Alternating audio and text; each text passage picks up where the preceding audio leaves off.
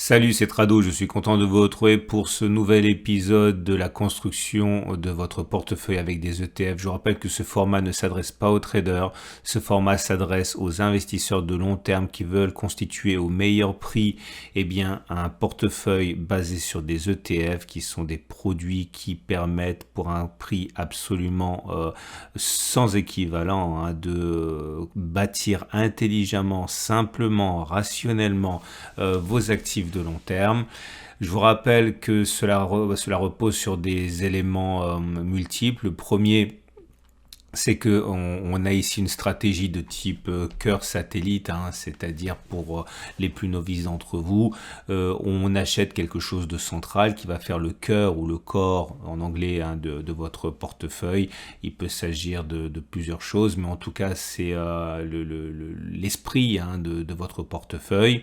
Et ensuite on va compléter avec des poches particulières. Ici dans votre exemple, alors, imaginons que vous achetiez un ETF monde avec 70% de votre capital. Vous allez ensuite compléter avec des valeurs de conviction qui vont dynamiser votre portefeuille, par exemple des économies émergentes, le développement durable, du luxe, ou alors on peut mettre moins que 80%, on peut mettre 70, 60, 90%. L'idée est toujours la même, c'est que vous avez un paquebot qui est votre cœur de portefeuille, qui a un ETF très général, et puis derrière vous allez colorer votre patrimoine avec des choses sectorielles ou de conviction qui vont vous permettre de dynamiser vos avoirs. Voilà. Cela étant dit, je vous rappelle pour terminer que ça repose sur l'accumulation rationnelle, qui est la méthode que j'ai mise en place pour améliorer la stratégie dite de DCA, Dollar Cost Averaging, qui consiste à acheter tous les mois, investir la même chose, la même somme tous les mois. Je trouvais qu'on pouvait faire mieux que ça, donc c'est en ce sens qu'il y a des écarts par rapport à la DCA, mais globalement c'est le même principe, celui d'une accumulation progressive, mais au lieu de le faire à intervalles fixes, on le fait sur des niveaux intéressants. Et on commence par les ETF de fonds de portefeuille, de cœur de portefeuille, et j'ai plutôt une mauvaise nouvelle à vous annoncer puisque, autant la semaine dernière c'était le festival de zones d'accumulation rationnelle, autant là, en cette semaine, on n'est plus du tout en zone d'accumulation avec des ETF qui ont fortement rebondi. On voit ça en détail. Premier ETF, un ETF monde, celui des 23 pays développés. Il s'agit d'un ETF Amundi, donc un faux ETF monde pour le coup, puisqu'il est représentatif que les 23 pays développés, donc très forte exposition aux actions américaines. En tout cas, on était en zone d'accumulation rationnelle, on ne l'est plus. La bonne nouvelle, c'est que la tendance haussière se remet en place. Aucune garantie que cela tienne, néanmoins. Il ne s'agit pas non plus de penser qu'on soit sorti de l'ornière. On peut tout à fait avoir de nouvelles attaques, mais pour l'instant, à l'heure où je parle, on n'est plus en zone d'accumulation rationnelle. Il faudrait redescendre à 426-415 euros, tendance de fond haussière, tendance de long terme haussière, et les bougies Aiki-Nashi indique que cela s'inverse de manière claire, puisque non seulement c'est vert, mais en plus c'est vert sans mèche basse. Autrement dit, il est plus plausible que l'on continue de monter plutôt que l'on ait fait les plus hauts. Ça va être la litanie des situations assez similaires, notamment avec cet autre ETF monde. Alors celui-là, il a ceci de particulier, simplement qu'il est éligible au PEA, mais il est identique au précédent sur l'esprit. On n'est pas en zone d'accumulation rationnelle, on l'était, on l'est plus, c'était 25,7, 24,9, tendance de fond haussière, tendance de long terme haussière. Cet ETF-là, celui de iShares, a ceci de particulier qu'il il intègre des pays développés et des pays émergents et des mid-caps, donc beaucoup plus diversifié.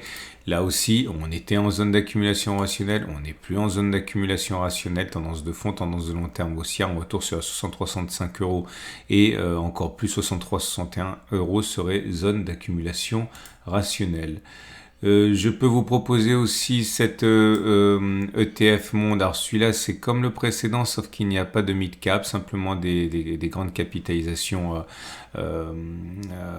européennes, américaines, mais aussi les émergents, etc. On n'est plus sur zone d'accumulation rationnelle, on l'a été, on l'est plus. C'était 177, 172 euros pour la prochaine zone. Je vous rappelle également que tous les ETF que je mentionne doivent impérativement être analysés au moins en surface à travers le prospectus technique. Il faut savoir ce qu'il y a dans leur portefeuille. Ça s'appelle le prospectus technique. Il faut aller le chercher, il faut aller le lire.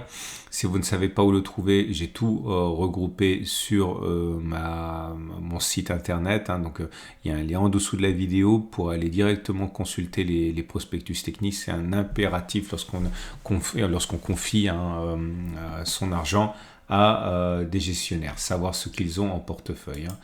Alors ça, pour le coup, c'est pas un ETF, c'est un indice, mais vous avez plein d'ETF qui y sont liés. C'est l'indice World, donc des larges capitalisations, des capitalisations larges et moyennes, mais sans les États-Unis. C'est pour ceux qui veulent composer eux-mêmes leur ETF de manière plus précise. On est par contre là, vous remarquerez, en zone d'accumulation rationnelle.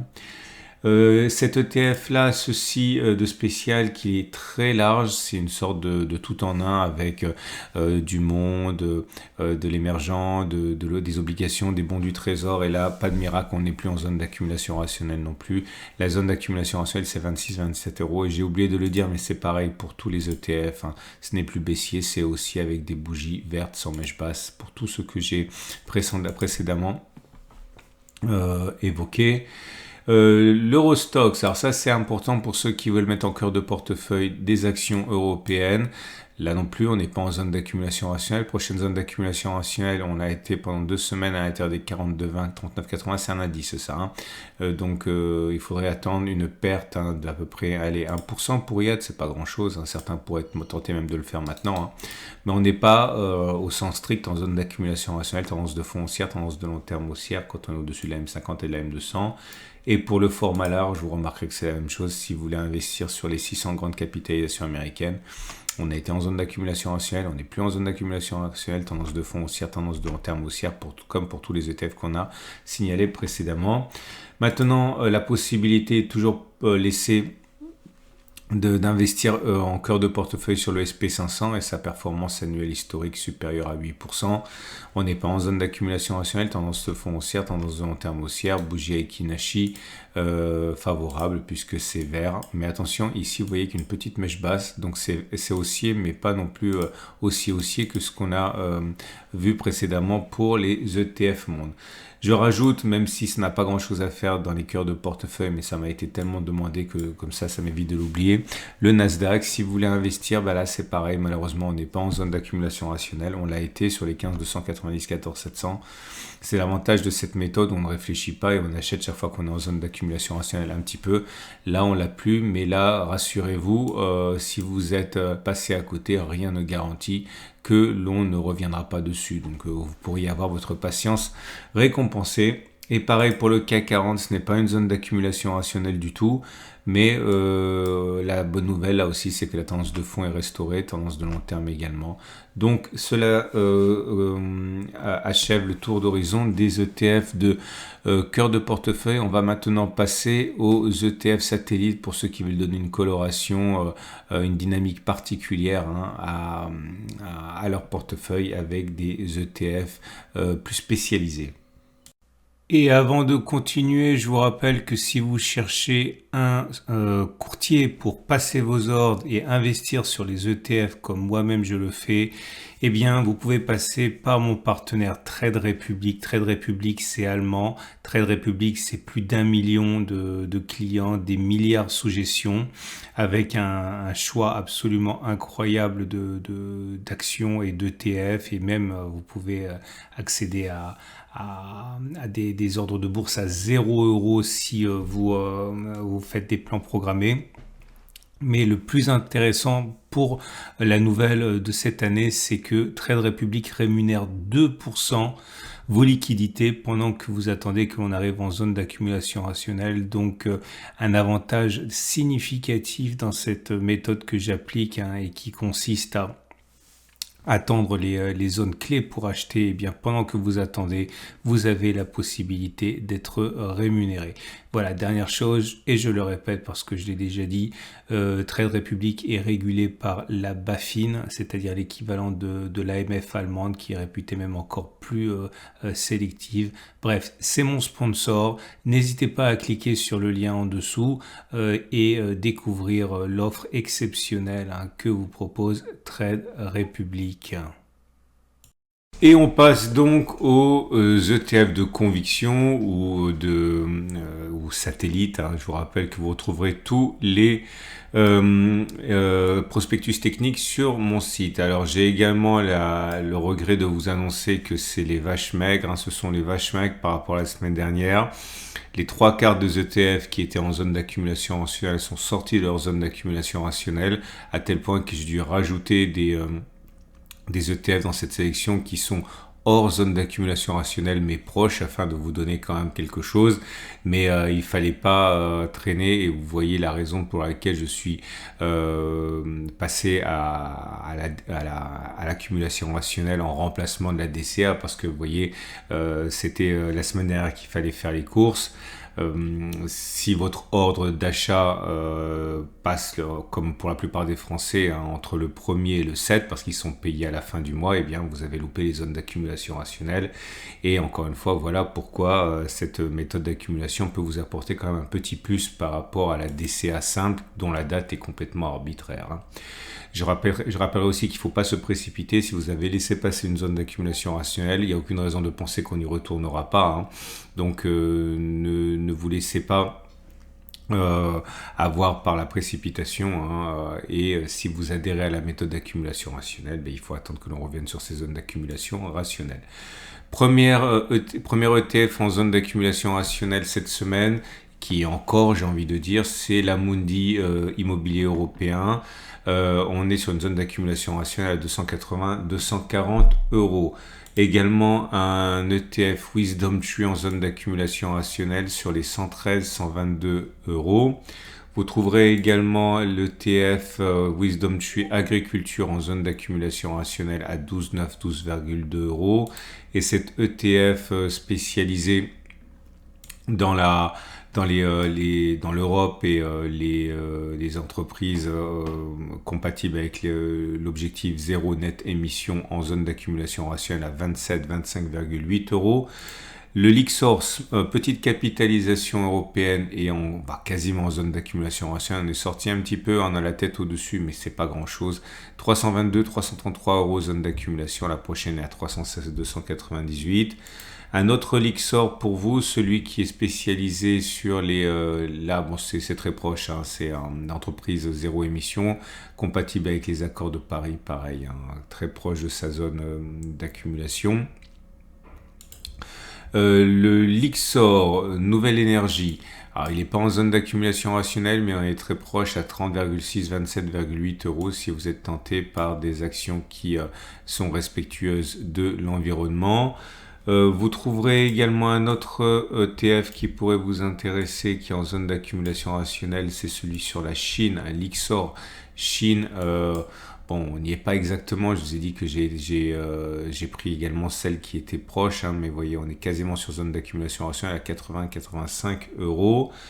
Un ETF spécialisé dans l'alimentation et les boissons, en zone d'accumulation rationnelle pour ce Lixor à 133-137 euros. iShares, un ETF qui n'est pas en zone d'accumulation rationnelle, c'est les véhicules électriques, mais on n'est pas très très loin non plus, on est à 2%. Alors c'est beaucoup et pas beaucoup à la fois, mais on est quasiment sur zone d'accumulation rationnelle à 6,9, 6,6. Vous avez la possibilité d'accumuler de l'iShares. Alors je sais pas pourquoi j'en parle, non pas du tout, on n'est pas du tout sur zone d'accumulation rationnelle, on est sorti cette semaine, oublié, c'est une erreur de ma part.